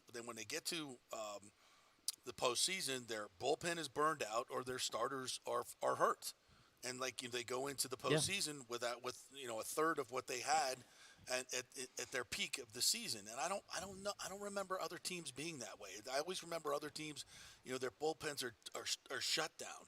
Their starters, you get the best out of their starters. Whereas when the Rays get to the postseason, they're like toast because they, as Smoltz says, they or the 2 don't line, or sometimes the 2 don't. And let's be honest. I mean, this team got to a World Series in 2020. Let's be real. Everything worked that year, and they got within 2 games of winning a World Series. And what was different about that year?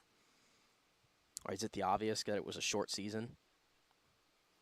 They didn't go 160. That's true. So they're they also got there in 08. If you take out that, I don't think they've actually won a playoff series. Have they advanced outside of the COVID year? And I might have to look this up real quick because outside of the COVID year, and I'm not trying to diminish that by any means, but it was different, like you said. Outside of the COVID year, what's the problem we're talking about? Attrition through the season. Yeah, I'm trying to think. Have they won? Deal with that in have they won a playoff series since 2008, other than the COVID year? Have they gotten past the ALDS? Yeah, they did.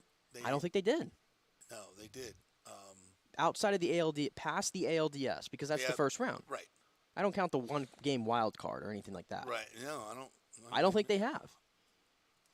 In the year they played the Astros at home, was that the ALDS? That was the ALDS, and they did not win. Did not win. That was 2019. So that was their cheating year. Right. So outside of the 1 year, outside of the 1 year in the COVID year, they have their playoff history has started and stopped with either the wild card or the ALDS. Again, they're built for the regular season, not the postseason. Because postseason, you have to pay players that perform in the postseason. The big pitchers, the big boppers, those are the ones who win in the postseason. They make all the money. The Rays don't pay. And if you think about it, last year, the pitching actually came to play in the postseason. Yeah. They came to play, and they had all their arms ready to roll. Yeah. And then, obviously, the offense did not line up with that. Right. And in the year prior, obviously, they just got overwhelmed by Boston. Because at the deadline, they got David Peralta instead of a proven hitter. Yeah, but if you go back to that, we kind of were talking about, do you really want to invest in that team last year? Because I don't think we really thought they were the contender maybe some others thought they were. But I just think anything can happen. If you can beef up your team. You don't know how one guy can change the entire lineup. Well, I'll just say this. The Savale. So go for it. Yeah, but I'll just say the Savale trade is talk about a blessing right now. Oh, God, yeah. Because without Aaron Savale, you're looking at Glasnow, Eflin, Zach Littell, and Erasmo Ramirez. Taj Bradley has struggled his last 2 starts in AAA. I don't know what's going on there. Yeah. Yeah. It's just hard. Like, I'm trying to be as optimistic as I can because I want it for this team. But I can't help but sit here today and feel like that special season, and I know they're playing really good of late, but I'm talking about in the postseason. I can't help but tell you that it feels like this special season is starting to slip away from them because of injuries. Yeah. And it's unfortunate. It's every year something. Let's just hope that these talks that are ongoing for Stu Sternberg to sell the team, and they are ongoing, by the way, let's hope that they get through and we get an ownership group in here that wants to spend money and build a stadium in Tampa. I'll leave that one aside for now. But I'll just ask you this, though, because you told me to ask you this on the air because I thought this was topical because of this. Does the injury to McClanahan, if he's out for all of 2024, what do the Rays do with Tyler Glasnow and the $25 million contract next year, which you've been under the assumption there's no way they're paying it. I'm telling you they're trading them. Never going to pay it. What does this do to change that? Well, if Stu Sternberg is still the owner, they're not going to pay him. They're going to trade him because that's what they've always done. I can't base it on anything other than their past history. There's 3 things happening. Number one, they don't sign people to contracts that big. They've never paid anybody more than $12 million, as far as I know. I think Kiermaier's contract last year was the most they've ever paid in a single season. They're not going to risk spending that kind of money on a player that's oft injured. The only reason they signed him to that deal was that was the only way he was going to pitch last year and come back. Because why would he? There was no guarantees. Why would he come back early? So they've never done any of those things in the past. Why would they do it now? And I'm here to tell you, as I always say, get to $100 million payroll, and at least I'll stop bitching about it. We still need to be at the league average, which is $166 million. And the Rays can easily afford that if they're not looking for their usual $75 million profit, $100 million profit that they take every year. If they actually put the money back into the team, they could get to the league average. And with the league average, they could easily afford playing Tyler Glasnow because they have so many young players still on team control contracts. So they could go out and they could keep Tyler Glasnow, and they could go out and get another pitcher, and they could actually go out and get a couple big hitters, and still they probably wouldn't be to average payroll. And I'll even say this to Glasnow. It would hurt not to see him or McClanahan pitching for this team next year. Yeah, I'll get used to it. It would hurt. No. But I'm not going to sit here and tell you that paying Tyler Glasnow $25 million next year is not a risk. I wouldn't either. He's about to be 30 years old, if you can believe it. He's not 24 or 25. He's almost 30 years old. Mm-hmm.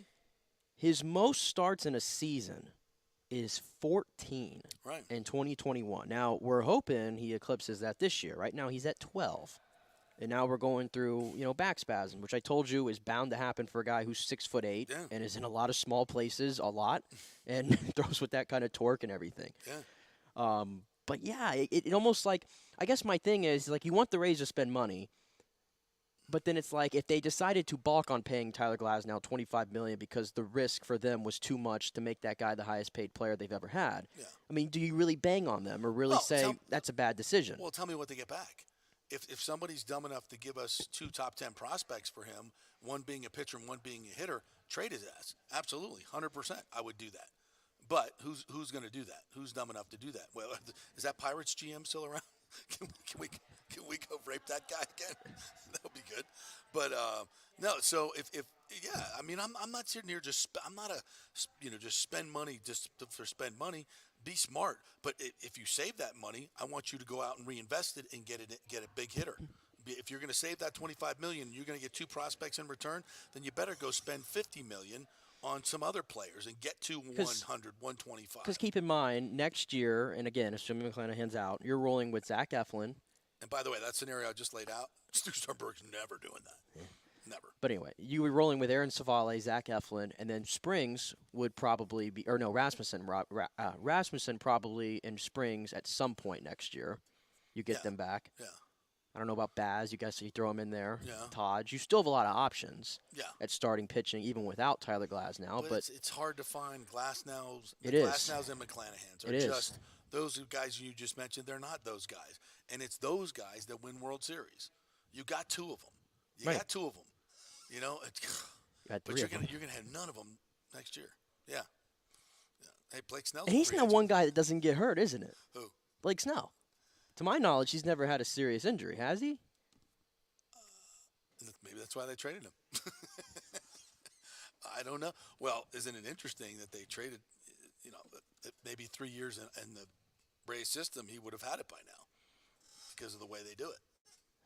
That's another interesting. God, he is a free agent. Get ready. He'll be a Yankee. You watch. Yeah. How much does he make on the open market? Who? Blake Snell. Blake Snell? Yeah. Let me see. You're 30 years old. This is the prime spot where you get paid. Yeah. He's gonna get. I could see well over $200 million. 30 a year. I think he's the top contender for the Cy Young in the NL. Now, if he wins a second Cy Young, that's where he's going. It's big money. It's big money. I'm probably willing to bet it won't work out either. And I was reading an article by one of the national guys, and they said Blake Snell is an acquired taste. What does that mean? It's the way he is. His demeanor, the way he talks, the way he handles himself. He's kind of a stoner gamer type. Stoner gamer. He doesn't strike you as a gritty professional, at all. He's more of a stoner gamer.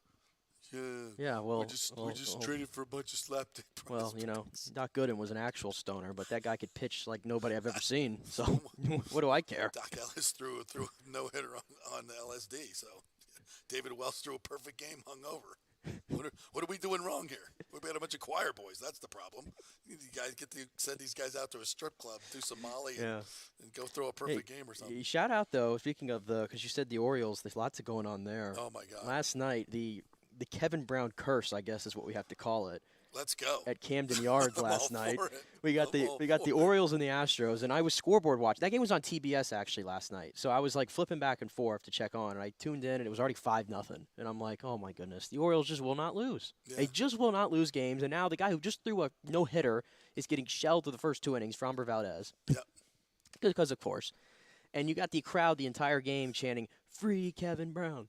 Free Kevin Brown." Good on you, by the way, for that. And by the way, if you don't know, Kevin Brown's the Orioles announcer who had the audacity to point out some facts about when the Orioles were struggling to contrast how well they're doing now, and someone in management got all pissy about it and suspended him.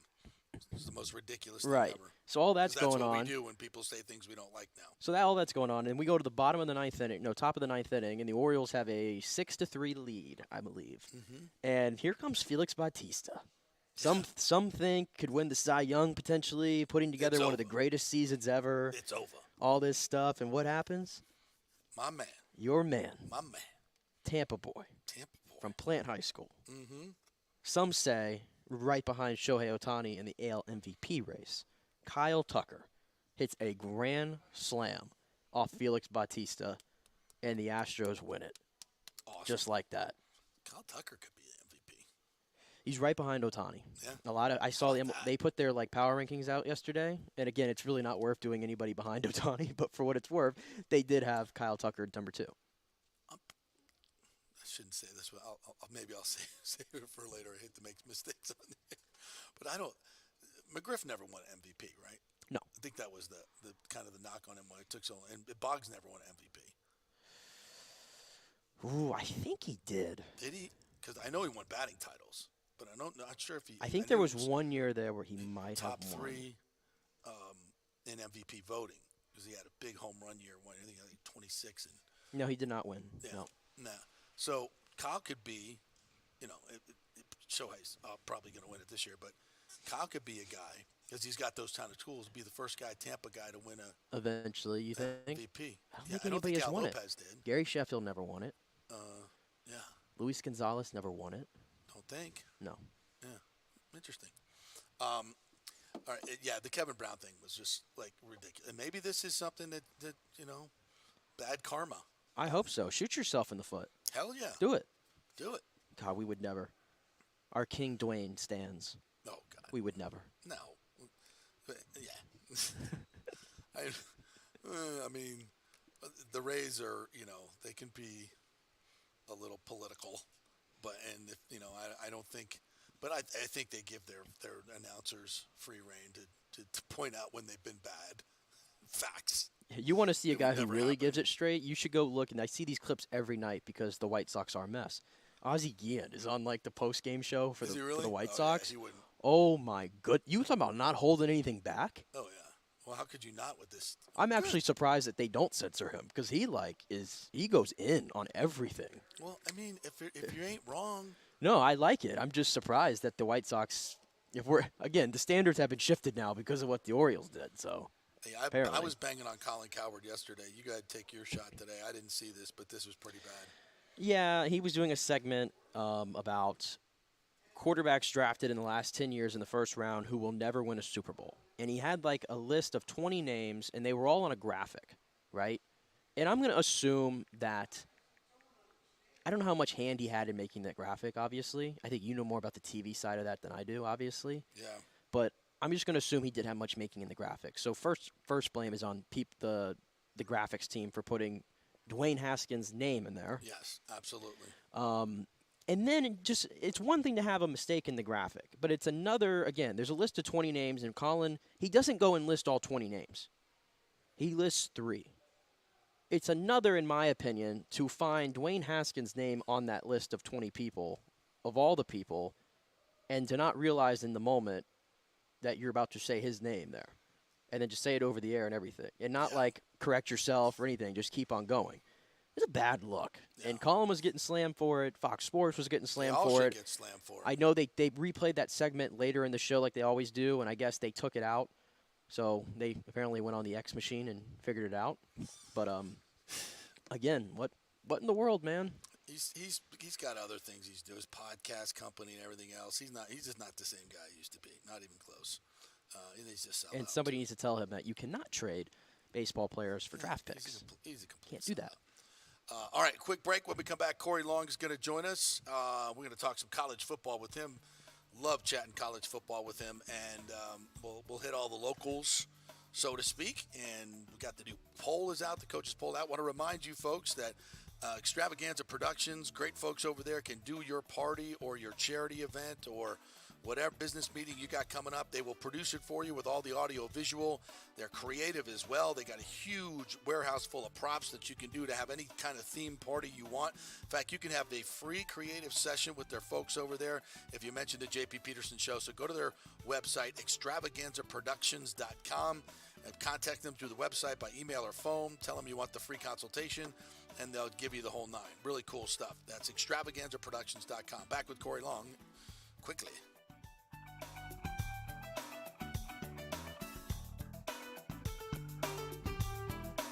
Insurance coverage can be confusing and expensive. I mean, where do you start? Which companies can you count on to pay out fast and fair?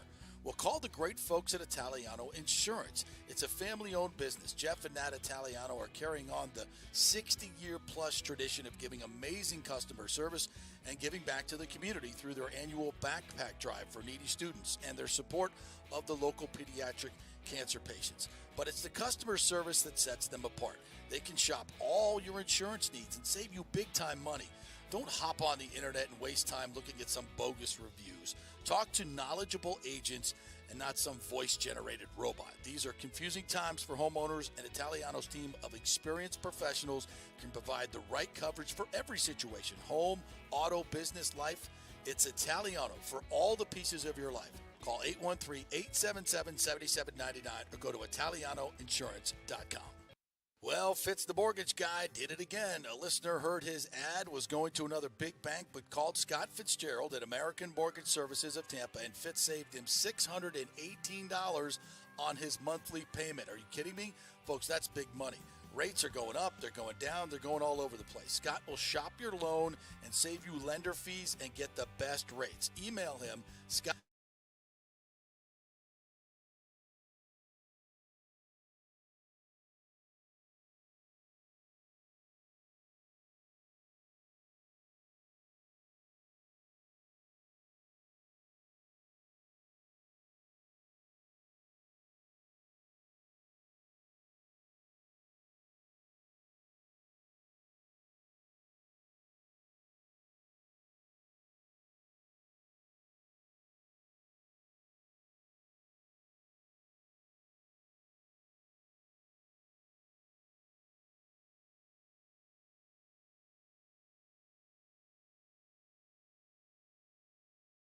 Notified you are losing your coverage, don't freak out. It's very likely you can apply for a federal subsidy under the Affordable Care Act. Just call 877-652-0244. Our representatives will walk you through the whole process, get some basic information on your income, number of kids, and then they'll find a plan that best fits your needs. In fact, with the new laws, 90% of Americans qualify for reduced or free health care. You can select great plans like Florida Blue, that's my carrier, love them, paying $800 left after making the call. 877-652-0244. Our highly trained professionals know all the intricacies of the new laws. They will do all the work, you save tons of money. So if you're being dropped from Medicaid, fear not. Call 877-652-0244. Get real health insurance, free doctor visits, free blood work, no deductibles. 877-652-0244. Hey, JP here for Extravaganza Productions Incorporated, EPI. You've probably seen their purple logo at so many events that you've gone to. They are based in Tampa, and for over 33 years, they've been creating and producing conferences, meetings, and special events, the biggest to the smallest. Solid reputation of delivering the best audio-visual, sound, lighting, entertainment, video production, and decor on time and on budget. I've worked with them with so many big events. The Warrior Games, which was an Olympic-style event all over Tampa Bay, from McDill to the Convention Center to USF. They did it flawlessly, made it look big and fantastic. I've worked with them on small events as well, large and small meetings and conferences, sporting events, fundraisers. If you got a fundraiser, you don't know the logistical way to pull it off, they'll take care of everything. Entertainment events, branding events, grand openings, so much more. The folks at Extravaganza Productions are the most professional and the best. I've worked with them many times. They are fantastic. You can contact them through extravaganzaproductions.com or call 813-621-4700. Extravaganza Productions, they are awesome. Ladies and gentlemen, Let's rock. This is FanStream Sports with JP. All right, welcome back to the JP Peterson Show, brought to you by the great folks at Italiano Insurance, who just saved me $1,000 on my auto insurance. Just give them a call, 813-877-7799. Yeah, a company jacked up my auto insurance, and I said, can you shop it around for me? I didn't do any of the work. They do all the work, and Christy stayed at work until 9:30 at night to make sure I got my insurance binded by midnight. And, just save. And, oh, by the way, you're going to save like $500 on your 6-month premium. I'm like, are you kidding me? She goes, no, we found a good company. It's all set up. I mean, I did nothing. They did everything. Italiano Insurance, 813-877-7799. All right, let's bring in our good friend Corey Long, and my apologies, my friend. I told Corey that we were bringing on 11:15. I thought it was 11:30 because I'm old and I can't remember shit. I got CRS, so sorry about that, Corey. How are you, my friend? Doing well. How are you doing, buddy? I'm doing great, dude. Did you not see the coaches poll? And our good friend Brett McMurphy has FSU at number 3. I think. Yeah, 8th. I'll take 8th. Okay, yeah. cool. Yeah, 8th is not a bad spot. So 8th and LSU is 5th. So there's your first week matchup. So 8 versus 5.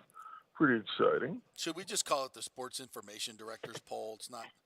Coaches never vote in these things. Somebody else. Yeah. I mean, yeah. Well, the coaches tell the SID who they want. I'm assuming for like the first 5. But they tell them where they want their team and where they want maybe the first 5 spots, and just kind of fill in the rest. Yeah, I'll wait till some more important polls come out. But I think a lot of people are very high on Florida State. As I said, Brett McMurphy had them at 3, right? I think Matt Baker said he's going to have them higher than 8th. So. And I was just listening to our friend Jeff Cameron's show, and also the Osceola podcast this weekend, and they've been out there at practice, and they're loaded, man. They are absolutely freaking loaded. This Keon Coleman kid from Michigan State, with the big defensive lineman they got from Central Michigan, that says just killing it out there. So I'm excited, man. What do you think? I think I would. I would have them at 8. I think 8 is a good number. You know why? Adam Fuller's still their defensive coordinator, so I can't get past that part. I mean, yeah, they got all these parts. That's great, but he's still pulling the strings. And that to me feels like that defense can have a stinker whether they want to or not. You're never going to forgive them for Jacksonville State, are you? You just never. No. It's actually another. It's actually more about a couple of things last year that I think there was, where you saw some areas where we were concerned, then you saw some fool's goal, then you saw the concerns again. It's like, okay, they were a good team last year. And they were decent at times defensively last year. Unfortunately, they were. Excuse me? Not against Oklahoma in the bowl game. And not against Florida. Awful. Yeah. And but they ran through a stretch where they played 5 backup quarterbacks in a row, and they looked very good, as they should. When you play 5 guys that are not starting, in college football, your starting quarterback is, takes on far more importance because there's just certain things you can't do with a backup. So, are you going to get 5 backup QBs in a row again? I doubt it. That's beyond luck. That's sort of me still haven't checked my Mega Millions, thing level of luck. Hey, don't forget, Corey, that Randy Shannon is also the co on next to there. Well, I'm not worried about Randy as much as a coach as I am about the kids that he brings in. He just brings in the most unspectacular looking recruits on the planet. You look at these guys' film, and it's just like, well, boy, how are any of these guys going to react when they get put in space? Because they either have no lateral speed or something. But but I don't actually. Randy as a coach, I have a lot of faith in, but it's more just the overall scheme of defense. Still, they've got a great amount of talent, and they're bringing in they're putting together a great recruiting class. I think a lot of the things that. The one thing I give Mike Norvell credit for is he's learned a lot from his first year, his second year. Yeah. Being handed some recruiting losses. Yeah. Really some bad ones, the Travis Hunter thing, which is kind of a that was kind of that was an oddity. But like the Marvin Jones Jr. one, I think might have even hurt him a little bit more. Yeah. Because that's a legacy kid, and when he did a lot of things I think to really build up his relationship with the legacy players, and for for one of their kids to say, I don't think you're where I need to be right now. I think that one, that one hit him hard. So he made some changes in the internal office that I think made a big deal. Obviously a couple of coaching moves, but it was more just the way their process and getting kids on campus and and how they're going to build their relationships that you're starting to see come through fruition now. So the second part of that is you get them in the class. Now it's learning how to every elite blue chip kid, they're all talented for the most part. They're not all the same, and they need to be coached differently, and they need to be handled differently.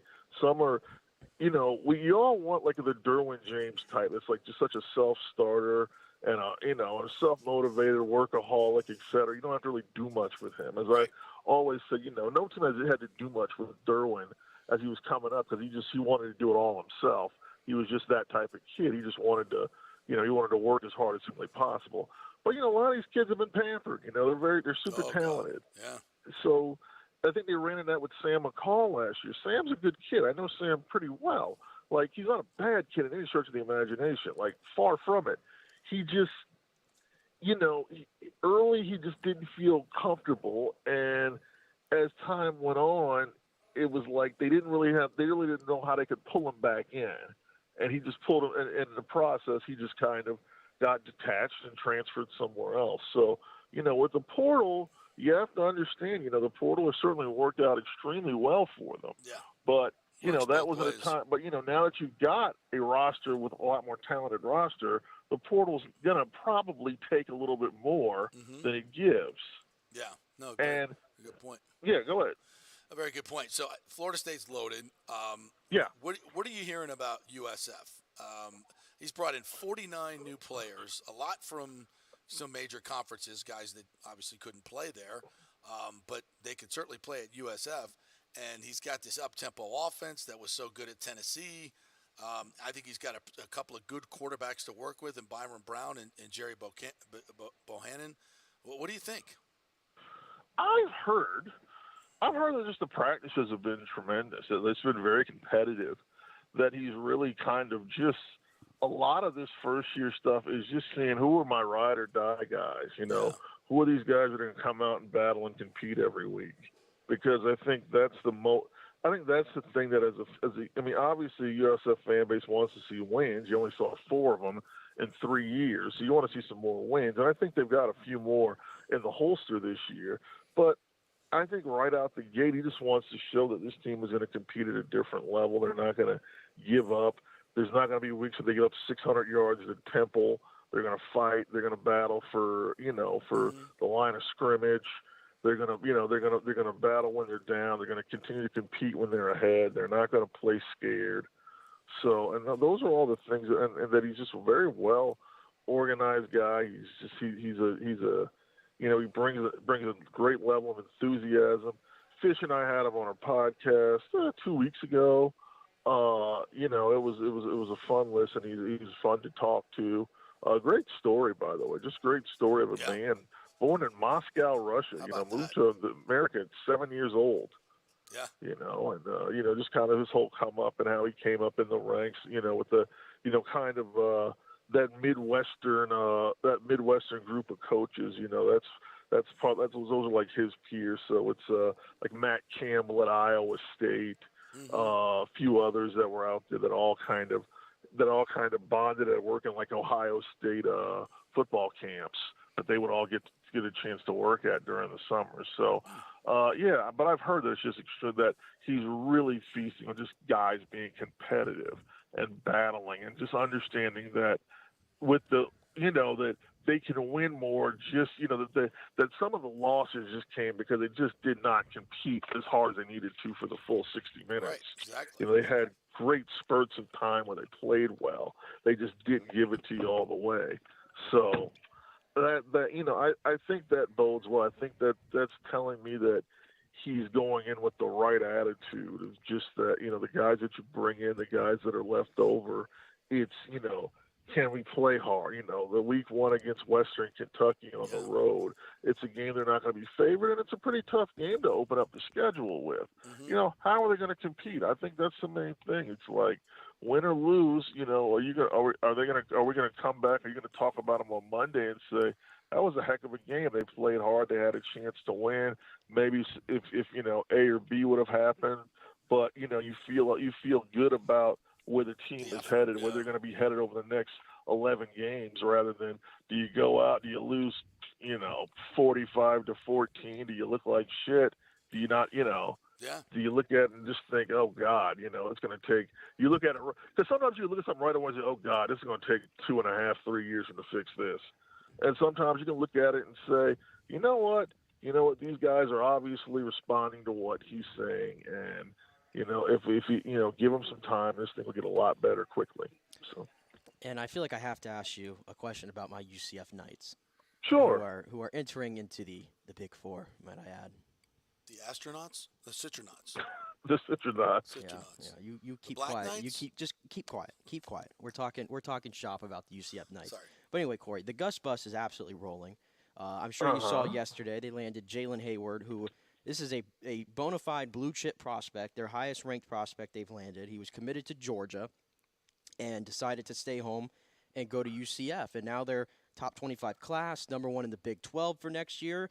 Does this feel like we're entering territory with UCF where like no recruit is like unreachable for them now because they're starting to prove in this class that they can land the big 4-star guys? And then obviously your thoughts on their season coming up.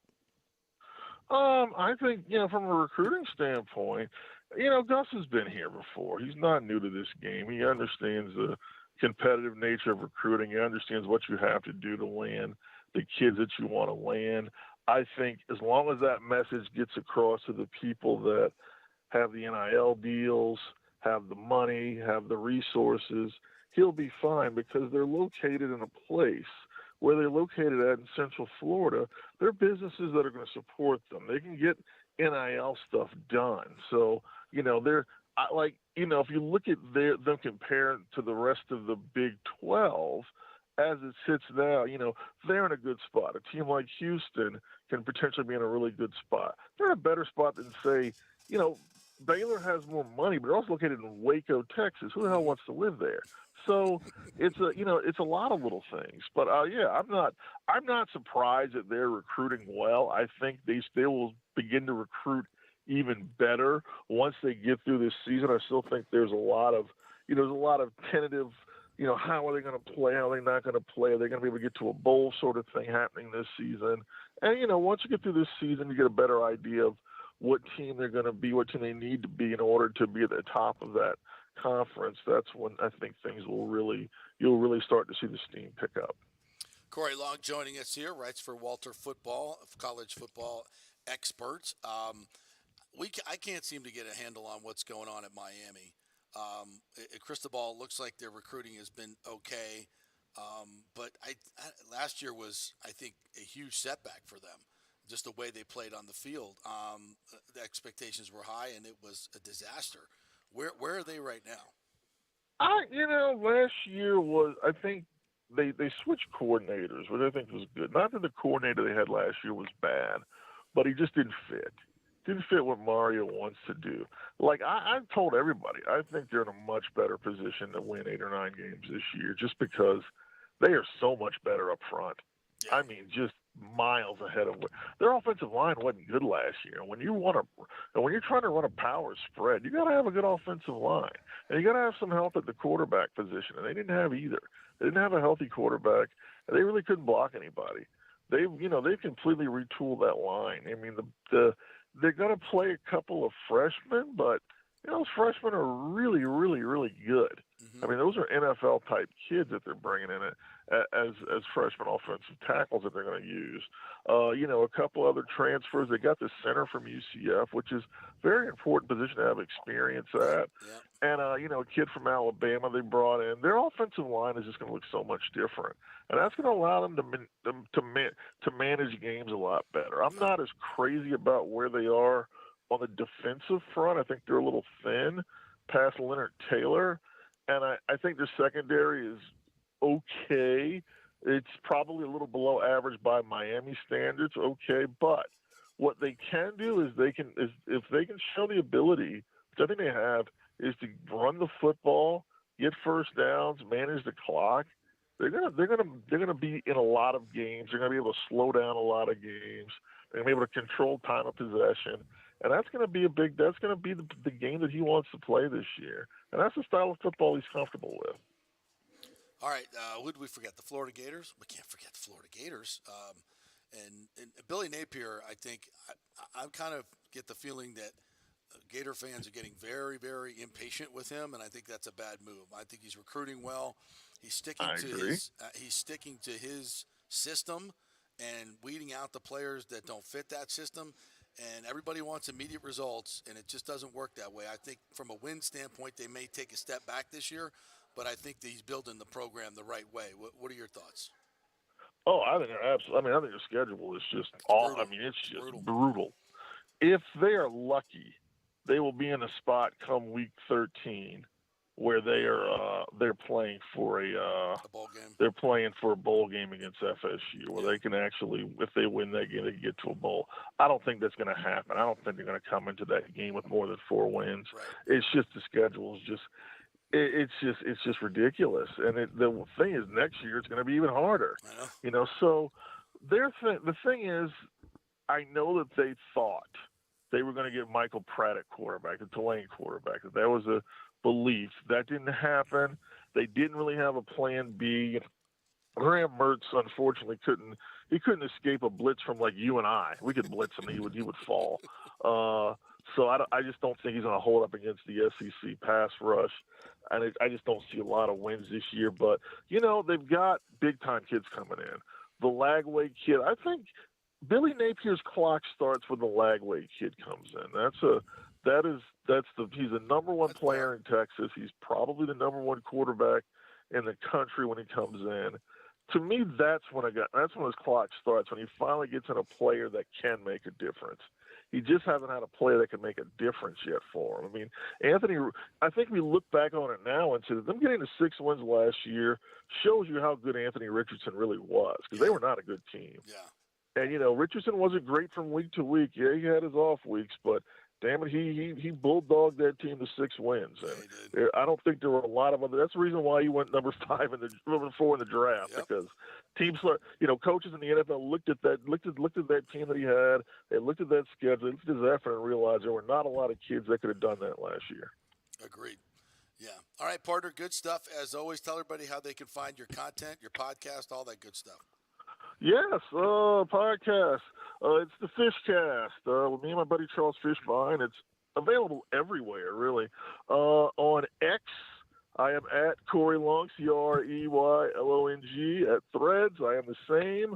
On Instagram, I think I am a real Corey Long, REALCREYLONG. Yeah. All right, partner. Good stuff as always. Hope to catch up with you soon as we get closer to lightning season. Absolutely. Take care, buddy. Have a good one. Thanks.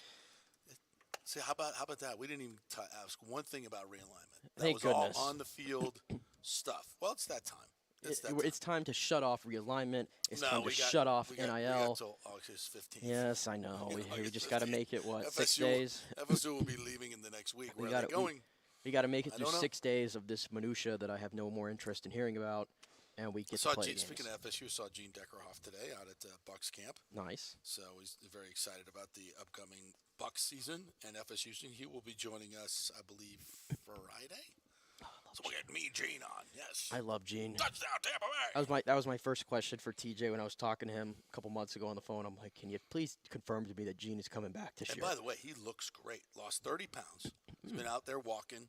He looked. I didn't even recognize. I was like, Gene, you look great. Yeah, he's lost 30 pounds, and he sounds great. His energy was fantastic. So he's getting ready to come back for another year. He might maybe stick around for a while. Who knows? I hope so. Yeah, absolutely. I hope so. But I just gathering what Corey Long there said real quick.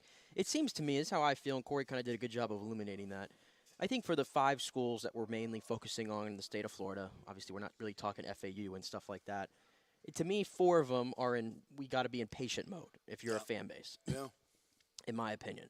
And then you have Florida State, who's got all these high expectations, where I said this, I'm like, if Florida State goes 9-3 this year, it almost will come off as a disappointment. Yeah. But it really shouldn't be. Oh, yeah. But it shouldn't be. Like, they've created themselves to where, like, they're being talked up like a national contender, where if you go 9-3, it's seen as, oh, well, that's one less game you won last year. Even if you go 10-2, it almost seems like. Yeah, but that schedule. I know with that schedule. With the talent they have, it's being set up like they should run the table. They'll lose either LSU and Clemson, but if they lose to both of those teams and win the rest of their games, in a way, is it still feel as a little bit of a disappointment because you expect? See, that's the thing that I hate because again, this is a program that was losing to Jacksonville State 2 years ago. I know. It's hard to wrap your mind around. Well, it's Mike's fault. He did it. He won 10 games last year, and it was, and as Corey mentioned, defensively a little bit of fool's gold there because of the neophyte quarterbacks that they played against. And some of the better quarterbacks had their way. Yeah, but Oklahoma scored way too many points in it cost me But big. but at least this year, like at every level of their defense, they have one of the because of the transfers. They're still thin at inside linebacker. Their linebackers. Yeah, are linebackers thin. a concern, but I Very, think very all the thin. other positions, Yeah. they have what you would call one of the better players in Yes. the conference or country. Their pass rush will be relentless, Yeah. absolutely relentless, and you can win a lot of games in college football with that. Right. To me, it's once again, as I said last year, that LSU game sets up the whole season as it did last year. Winning that game allowed them to lose that 3 in a row and still have a great season. But if they win at LSU, win against LSU in Orlando, now you've beaten a top 5 team, a favorite for the SEC West. You're elite. You're elite. Yeah. And then that gives you a little bit of a pass if you lose at Clemson, because you could still lose at Clemson and get into the playoff. Yeah, because Clemson, from everything I'm hearing, Clemson looks like they're much better from a roster construction standpoint than they were last year. Jeff Scott's back, right? They got their kind of. They got Kendall Riley now, who just took TCU to a national title game. Right. So I'm expecting Clemson to kind of be what they were before this year. No, Clemson will be good. Clemson's still super talented. I think people are forgetting about him because Dabo's so, anti-portal, and I'm like, okay, but which is fine. But so FSU, and they have to go to Clemson. Right. FSU, you beat a team 45-3 in Miami. I don't care what changes they make. You should not lose at home to that team. Right, and then you can't have slip-ups on the road against some of these, whether it's Wake or, I know they'll get NC State at home this year, I believe. So, but you can't have slip-ups like that against teams you should put away. Yeah, in Florida, I knew you got to go there, but you're just miles and miles more experienced and better than Florida. You can't lose that football game. So, if they lose 3, then who are they losing to? NC State? Awful. You lost your 2 biggest games, and you dropped one that you shouldn't have lost. Mm-hmm. No, it's not. That's a bad season. 10-2 is okay. Maybe things didn't go our way in those 2 games. We still dominated everybody else. Probably getting an Orange Bowl bid. Yeah, that's okay. That's good. We're still building. We're still rising. We're still climbing. Climb's still going. But 11-1 is where I want them to be. They should be at 11-1. And at 11-1, that should get them in, and then they'll have to see. This is the other thing; they could play Clemson in the title game. So. Well, no, because they're in the same conference. They're the same side of the. The divisions are gone, right? Divisions are gone, yeah. So they would have to beat Clemson twice, or split with Clemson, to get into the. Wait, it's hard to get in the playoff. You got to beat LSU and beat Clemson once.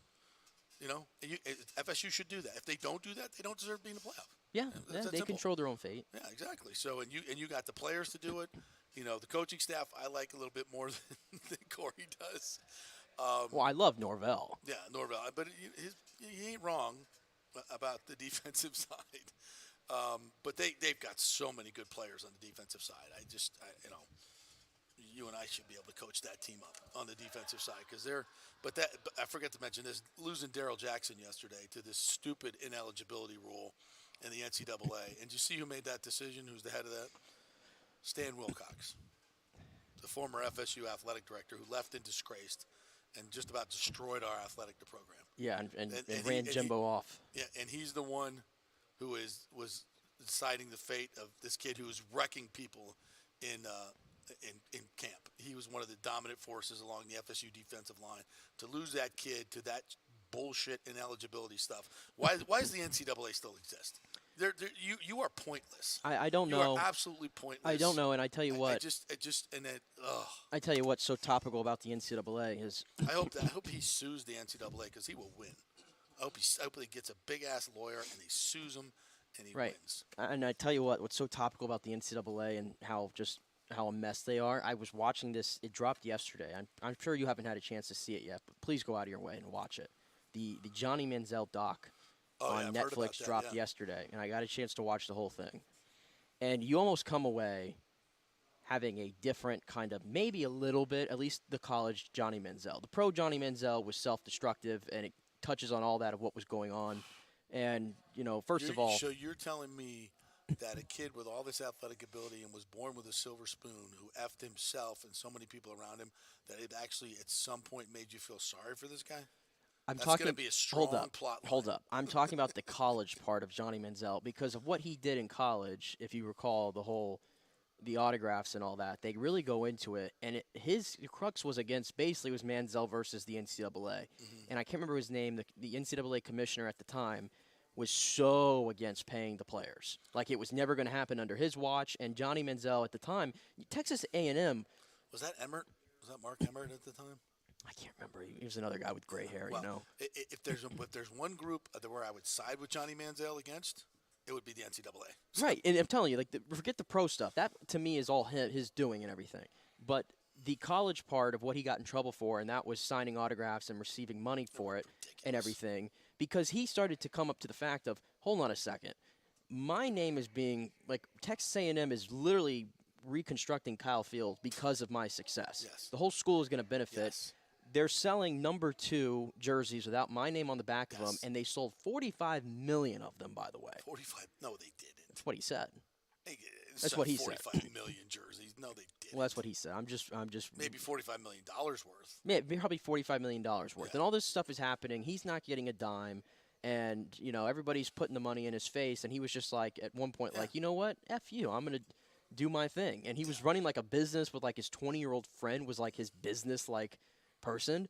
And they were making all these deals. And, you know, they were covering it up to the NCAA. And it was crazy. Like, the doc is insane. But I kind of came away thinking, is that really that bad on Johnny Manziel? No. In my opinion. Now, you know, beating up your girlfriend, throwing her out of the car, you know, I get some issues. Well, that's what I said. Everything that happened after Texas A&M. And the other things, too, like, did you know, like, he actually knew he was probably going to fail a drug test at the Combine? Probably, yeah. It was mentioned. They had his agent was keeping him on this, like, straight line of just get him to the Combine, just get him to the Combine. All I can tell you is I've been to a lot of football games in my life. I don't know, maybe 1,000. I don't know. I mean, I watched him play that Peach Bowl from in Mercedes-Benz Stadium, or actually the old Georgia Dome. I watched it from the sideline, and that's top 5 performances I've seen live by a football player. That was virtuoso. Mike Evans played in that game, right? I think Mike Evans played in that game. Yeah, he was with Mike. Yeah. I mean, I was just like mesmerized. Now there was no structure to it whatsoever. You know, I never thought he would be a good pro quarterback. The funny thing is he admits later on, and they had somebody from the Browns on the show that says it. His iPad hours when he got to the Browns, like, they called his agent and they're like, his iPad hours are 0.00. He watched, and he said, I admit it, he watched 0 film when he got to the NFL. And I'm almost thinking, I'm like, well, did he watch any in college? Probably. And he went on to be the first freshman Heisman winner and all that kind of stuff that he did? Probably not. He was just so good at running and throwing. Yeah, you almost forget how much of, like, you almost forget how much of a phenomenon that he became. Yeah, he was Johnny Football. Johnny Football. I was just sitting there. I mean, I've seen a lot of good big games and great players in my day. And I'm not saying he was the greatest, but that performance that particular day was just off the flipping charts. Off the flipping charts. It was, I mean, just breathtaking. But you always knew it was fool's gold. You always knew it. Yeah. All right, we're going to take one more break. When we come back, we got some sound we wanted to play, right? Levante David from yesterday, and a couple other things we're going to get to. American Mortgage Services is the place you need to go, folks, to get your refinance. Hey, if you got these high credit cards, you've been spending a lot on your credit cards, you still got some equity in your house, right? You know, if it's 6 or 7% even on the refi, it's better than the 29% you're paying on your credit cards, right? So go ahead and get that refinance right now. Get that done, and Scott will do that. He'll keep the fees super, super low, and he'll look at all of your finances and say, this is what you should do for here, for here, for here, for here. Really help you out, save money, and extend the income you have right now. He'll do it all for you. Scott Fitzgerald, he's the best in the business. Scott at amstampa.com. Scott at amstampa.com.